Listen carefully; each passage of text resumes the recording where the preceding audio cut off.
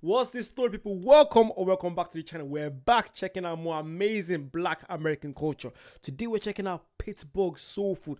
Where's Pittsburgh? I know there's Pittsburgh Steelers, the football team. Apart from that, I don't know. But look at that. The food looks so seasoned.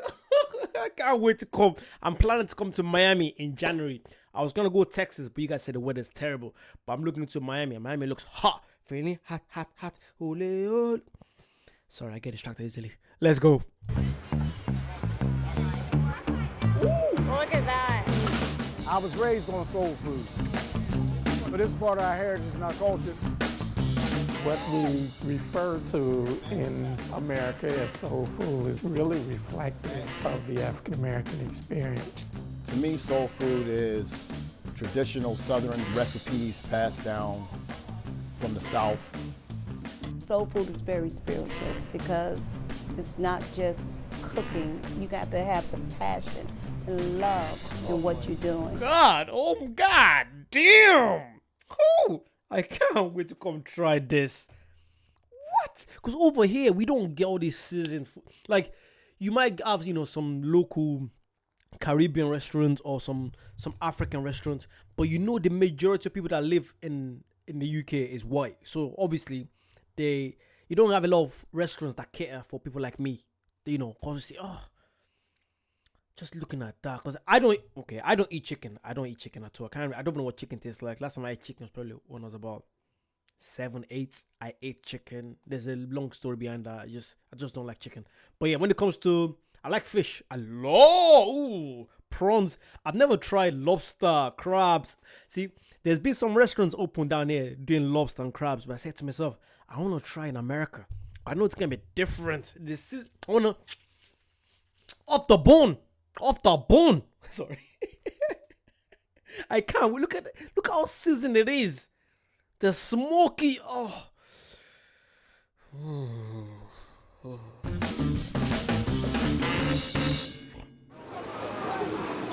It's Labor Day weekend, and the enticing aromas of freshly prepared food permeates the air of Market Square in downtown Pittsburgh. We are not the Rib Fest. I want to say that. This is the Soul Food Festival. The festival started back in 2019 as a way to celebrate African American cuisine and culture. Back then, it was a one-day affair, but has since grown in size and popularity. William Marshall is producer and organizer of the event. I get a lot of calls from all over the country, so people come down here just to have a great time. Besides the delicious food, there are also jewelry and clothing vendors. But mostly people come to sample savory dishes, like smoked ribs and chicken, baked macaroni and cheese. Like things like smoked ribs. I don't think I've ever had a smoked rib in my life. Like, I don't really like eating meat, but I don't mind when it comes to this. I'll have some. What's the stuff that is a brisket? It's a brisket. I learned about brisket from watching Big Bang Theory, because one of the actors there, his mom was always making brisket, and I think you make it overnight, and it's meant to be wonderful. I've never tried it. I want to try a brisket. Tastes so good, make you want to slap your mama. Sorry. I was watching this show yesterday called The Game. Again, this is a beautiful black TV show I've never watched before. It has is it Tia Mori or Tia or Tamara? One of them. That show is so good. I only started watching it on Netflix because I got the American Netflix. That show is so good and it's so funny. It's called The Game. Check it out on Netflix if you haven't checked it out. But yeah, I'm being introduced to so many things in Black American culture, and I'm so glad. Sorry again for pausing, but I just can't help it. Sorry. And other soul food delights. There's a lot to taste and experience here. All right, we're about to start plate number 3 of the rib contest. There are even friendly competitions to see whose food impresses the palates of a panel of celebrity judges the most. But number 1 was obviously Ray Ray's Restaurant, and they won a trophy, and they won a $500 gift card. This is for the rib contest. Best ribs in Pittsburgh. 3 years running. I won the contest for macaroni and cheese. All fresh ingredients. It's made from scratch. And although this festival aims to promote entrepreneurship among African Americans, it is not exclusive to the Black community. So we have a variety of vendors here today. Last year, we generated about $500,000 with the local businesses. So we just want to make this a special occasion for everybody in the city of Pittsburgh. While that's important, Marshall is also keenly aware of the early history of African Americans as food and hospitality business owners in Pittsburgh. And actually, 3rd Avenue used to be one of the mainstays of black businesses downtown Pittsburgh. There was a black family that started a market in Pittsburgh and Allegheny City. Sam Black knows about these early black business owners. He's the director of the African American program at the Senator John Hines History Center in the Strip. Pittsburgh. Is it Philadelphia? I just saw PA. Is that Philadelphia? Pittsburgh, Philadelphia. Nah. Pasadena. That's in Pasadena is in LA, isn't it? It's in California. I've learned so much. But where's Pittsburgh? No. Philadelphia Eagles. That's the another team. So it can't be Pittsburgh. PA. Where's that? Where's PA? District. Poor Press family sort of set the standard for black-owned food dealers. They primarily dealt with fish, oysters, and meats from the 1840s to early 1900s. And there were other African Americans who also operated food service businesses in Market Square.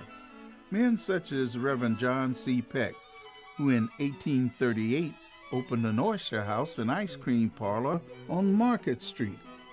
Benjamin Richards, who owned and operated a slaughterhouse and butchery on 3rd Avenue in 1788.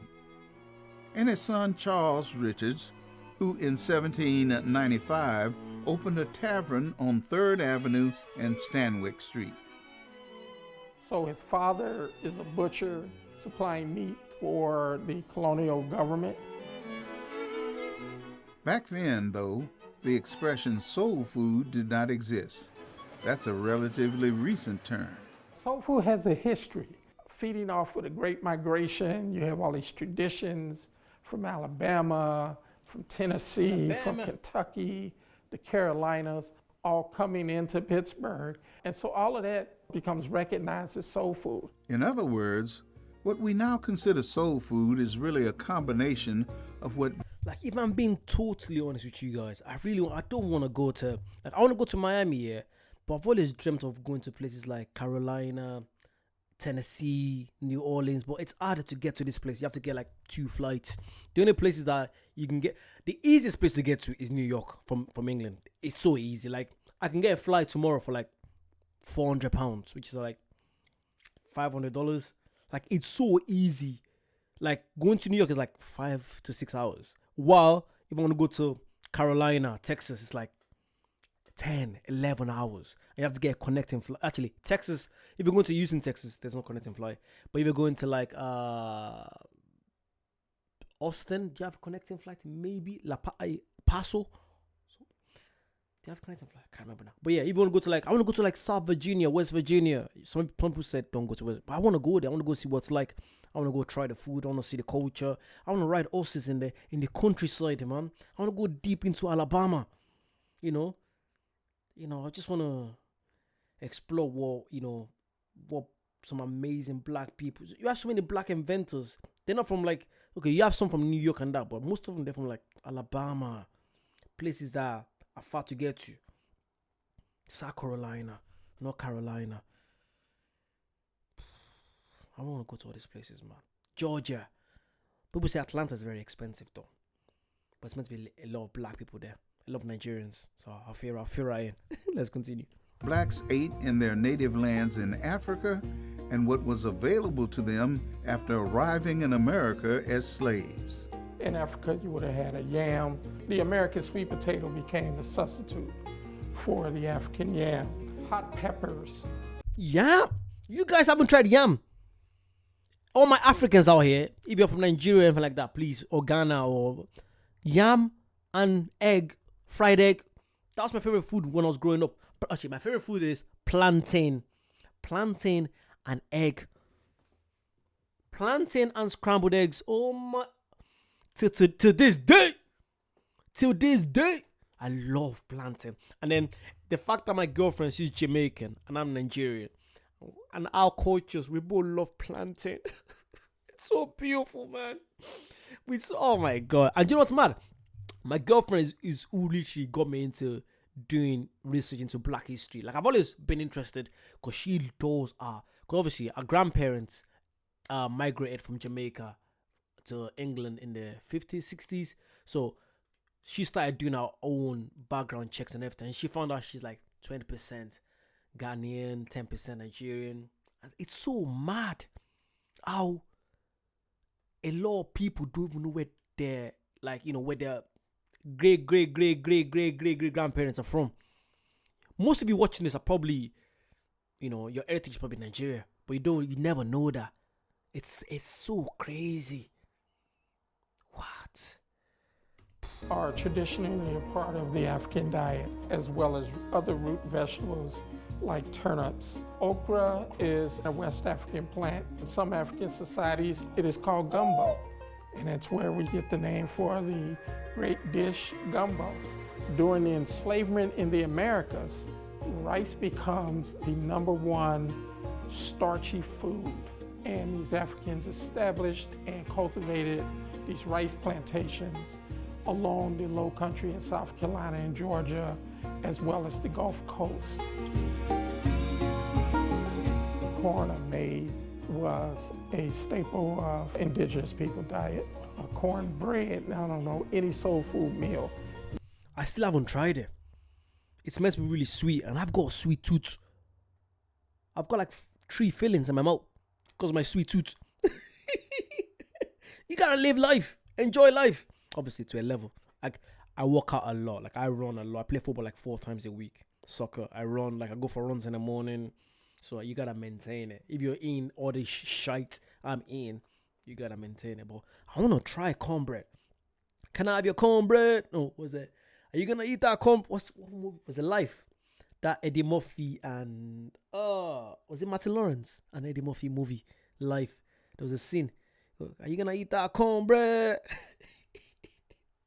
Sick. That doesn't have cornbread. As for me, enslaved people were given only parts of animals considered undesirable by their white slave owners. Parts such as ham hocks, pig feet, ears, intestines. And so all of that fed into what becomes recognized as soul food, is this type of cuisine. And it was pretty much contained within the Black community. But not these days. This is where the magic happens. My mom taught me how to make ribs. In Ambridge, Beaver County, Harry Stenhouse and his wife Lathera Harrison are the owners of a popular soul food restaurant on Duss Avenue called Annie Lee's Southern Kitchen. When you start seeing the bones and the meat starts pulling away from the bones, that gives you an indication that it's done. Their clientele is a multiracial, multicultural mix. We have a 4-wing dinner. We have customers from different religious backgrounds, different ethnic groups, and everyone that comes in, we treat them like family. Stenhouse opened this restaurant back in 2018 and decided to name it after his mother, whom he credits with teaching him how to cook. I kind of developed passion for cooking. My mother's side was from Alabama, so my mom passed on a lot of the recipes, and I started making them for myself and my family. And now, those same recipes are being used to prepare meals for the restaurant. The food is a lot of traditional Southern dishes. Fried catfish, we smoke the ribs. A lot of our customers, they say this is like home, you know, a lot like their grandmother or great-grandmother cooked. And we have baked macaroni and cheese. We have red beans and rice that we put all together, and it's a little spicy. Red beans and rice. Is that like rice and peas? Like Jamaican rice and peas? Hold on, Fazer. I do like rice and peas. Rice and peas or jollof rice. Even though what jollof rice is, let me know. I'm going for jollof rice all day. Come on. I'm African. Come on. If you haven't tried jollof rice, there's difference. Like the Ghanaian one, the Nigerian, they actually both go, to be fair. So this is what we have to teach our kids. That look, there's so much amazing cuisine out there. African black cuisine out there. People don't know about this. I feel like sometimes we tend to like look down on each other. Like, see someone if someone tell you I'm trying an African dish, people like, African, like, That's the way we've been taught. That's the way we've been brought up, that anything that might be African is probably not good enough. Do you know what I mean? Like when I see a lot of people see, I remember when I was younger, when I was like in my early, I would say late teens, early 20s, when I started telling my white friends that about African food, you know, like pounded yam. I grew up eating all this food and they're lovely. At first they're like, because obviously you're eating with your hand. I don't like eating my hand because of my nails. But yeah, I might use fork. They're like, what's that? But then you have to tell them it's not disgusting. It's nice. And then now I've got friends that they're addicted to it. My girlfriend, prior to meeting me, she never tried African food. Now she's in love. She eats more African food than me. So introduce people to it. You never know. They might love it. You never know. We have sweet cornbread, which is everyone's favorite. We also have the candied yams that we peel, cut, slice, and top it with all the sweets. We only use natural ingredients, real butter, whole milk, real cheese, really nothing out of a can or anything. And that's what Stenhouse and Harrison say keeps their customers coming back for more. Last week I had the wings and the catfish sandwich, and today I'm just going to stick with the wings. They're excellent. One of very few soul food restaurants that are around here, and I really enjoy it. Moving to Pittsburgh, I do come back here just to get the food sometimes because I like it that much. It's authentic. And authenticity is what lovers of soul food and those who prepare it say they look for in a meal.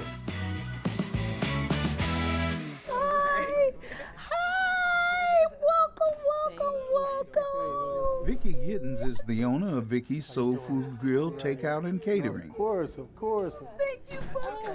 Thank you. The franchise actually has two locations, a catering business on Rhode Island Road in Penn Hills and a dine-in restaurant in the Hosanna House on Wallace Avenue in Wilkinsburg.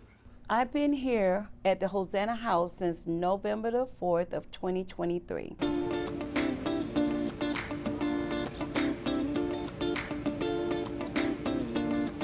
So much love from God himself to put me here with my food, to be a blessing to everyone that eats of it. Food, it's more than food, you know. It's not just the food, it's the memories it creates. It's the memories. You guys know I talk about my grandma on this a lot. And when I think back, one of the things that I can remember was when in I can't forget this. This was 2016, 2017. I traveled to Nigeria because I go to Nigeria a lot. Well, I haven't been there since 2019. But my grandma, before she died, God rest her soul, she used to go back there because obviously it was warmer in Nigeria and it was freezing in England. So I remember I traveled down there. It was my first time in Nigeria in like 7-8 years.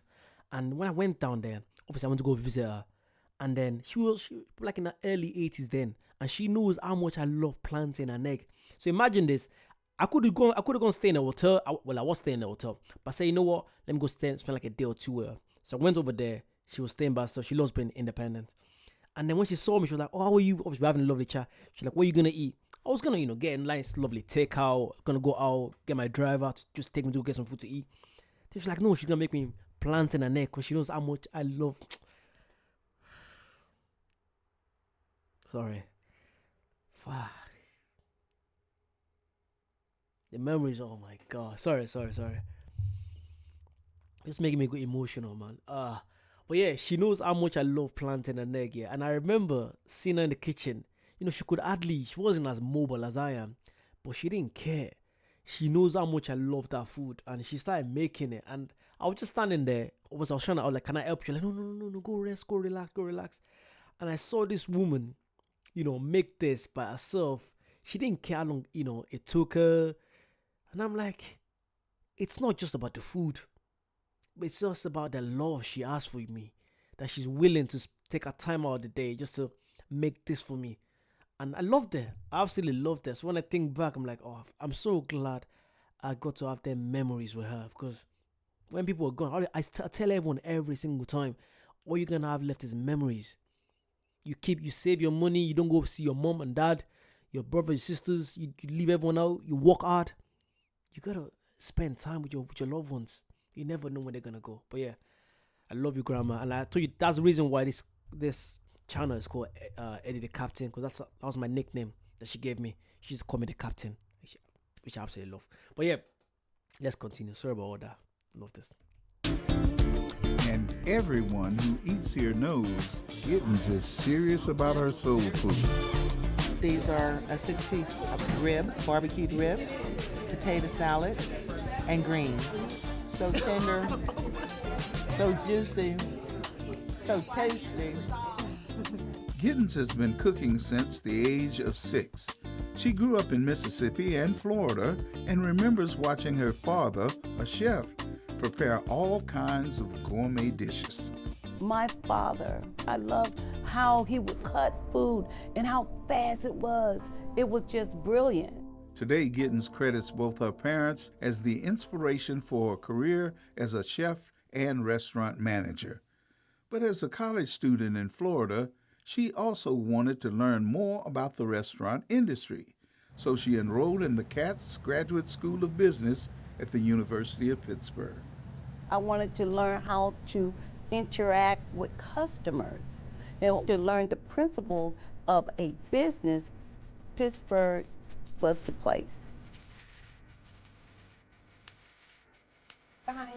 Today, Gittens is putting those customer service skills to work, and her new restaurant is slowly starting to make a name for itself. I serve fried chicken, smothered pork chops, fried pork chops, fish, catfish, whiting, cod, and salmon. So I'm learning more healthier way, because soul food, believe it or not, got a bad rap. Lard, a lot of fatty stuff. Well, I don't cook with none of that. Give me a hug, Cairo. I love my customers so much. I'm hearing what their needs and what they want. And maybe that's another secret to planning a successful soul food restaurant. I'm that chicken with the rice, mashed potatoes, and green beans. Home cooking.